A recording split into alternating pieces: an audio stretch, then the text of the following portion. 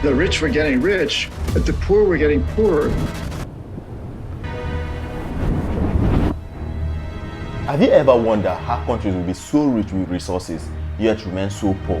You see this in a lot of African countries and third world countries. How do corporation and government exert influence in a country without deploying the army? Welcome to the shadowy world of the economic hitman.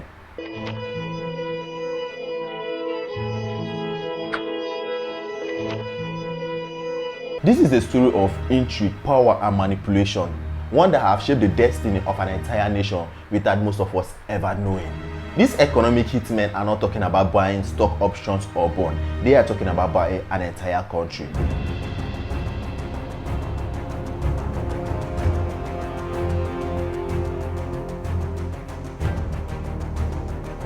The term economic hitman was made known by John Perkins, a former insider who revealed the tactics used by a powerful entity to control the economic destiny of a developing nation.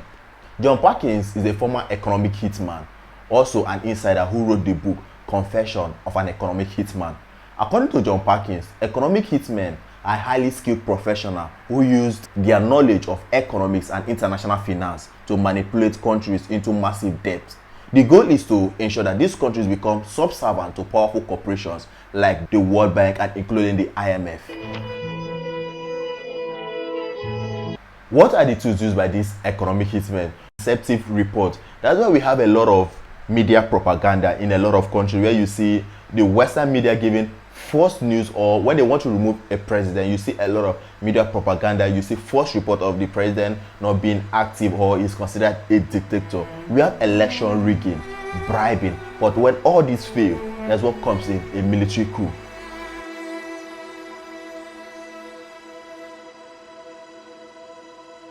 These individuals, which are these economic hitmen, often work for multinational corporations, government, international financial institute like the World Bank and the IMF.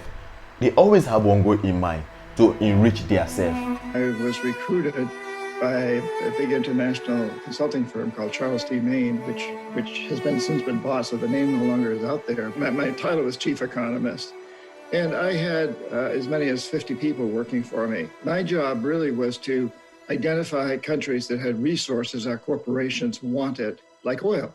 Like in the Middle East, oil, and then to arrange for a huge loan to that country.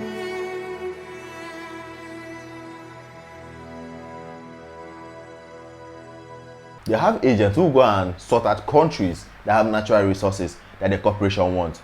Then what they will do is that when they look out for these countries that have natural resources, they now arrange a huge loan for these countries, a loan that these countries cannot repay back. They now do an overestimating economic benefits to lure these countries or this nation into accepting large loan for infrastructure. A country so rich in resources, oil, you name it, also poor in infrastructure. The economic hitman who approach this country leader with an enticing offer: let us lend you billions of dollars for you to build infrastructure project that you need, like road, bridge, dam, and power plant and all that. The money are way bigger than these countries can afford, and sometimes these projects are contracted to this economic hitman company. Like, what do I mean by these projects are contracted to this economic hitman home countries companies? Like, you see a project that is being funded by the IMF or the loan that these countries are collecting. The companies that are building this project are foreign companies. In aspect, this money just moved from one bank in Europe to another bank in Europe. This money never actually come to these countries, and when they cannot pay back, they fall into a debt trap. The people backing these economic hitmen use this leverage to demand something from these country leaders.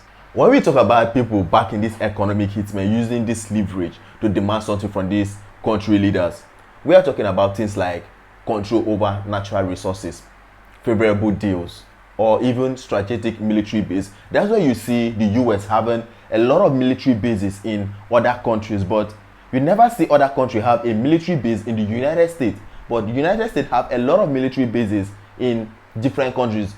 A report shows that the United States have over 700 military bases in different countries. Now, how do they exert all this influence? It is because of this economic hitmen. Because when these third world countries borrow money from the United States, they cannot pay back. So the people backing this economic hitmen will use these leverages to demand something from these country leaders. The country's sovereignty is somehow eroded, and the citizen living condition is worse than before, even before their government even collected these loans. Once the loan is being collected, the country economy is deliberately mismanaged. Imagine collecting a loan and your economy is deliberately mismanaged. How managed? But you collected this loan to build road, dam, electricity, name them, but the economy is deliberately mismanaged because of this economic hitman, so that you cannot pay back this loan. That's what these hitmen actually do. Once this loan grew, the countries become more and more dependent on the people that is lending them this loan. If a leader fails to play along with this economic hitman, that's why you see Western media propaganda and regime change. You start hearing something like, he's a dictator, he has been ruling for so long, he don't want to leave power, why is he still here? A military coup will even enroll in these countries. These tactics have been seen in a lot of countries like Ecuador, Panama, and Iraq have all experienced the devastating consequences of this economic hitmen. They're called jackals, who are in the background. And these are CIA assets usually, who overthrow governments or assassinate their leaders. One of the most notorious cases involved Panama leader Omar Torrijos. Torrijos refused to give in to the US demand, which led to his assassination in a suspicious plane crash. We have in the case of Ecuador where the economic resources was drained, which led to a massive collapse of their economy. You will say this is just tales of the past or stories, but they are not tales of the past or stories. It continues to happen today. You might be wondering, why should we care about these tactics of these economic hitmen? The truth is that the actions of these economic hitmen have profound consequences. They have contributed to the growing wealth gap in the society and environmental destruction and erosion of democracy around the world. By understanding these tactics, we can see through the narrative that justify exploitation and demand accountability. It's high time to shine the light on the hidden force that shaped our world. The story of economic hitman is a stark reminder of the power of money and to the length which some will go to have control. But knowledge is power. By spreading awareness, we can create a fairer and more just world. If you find this video interesting and eye-opening, don't forget to hit the like button and subscribe so that we can continue to dig dive into forces shaping our world and to create more eye-opening videos like this. Until next time, see you in the next video.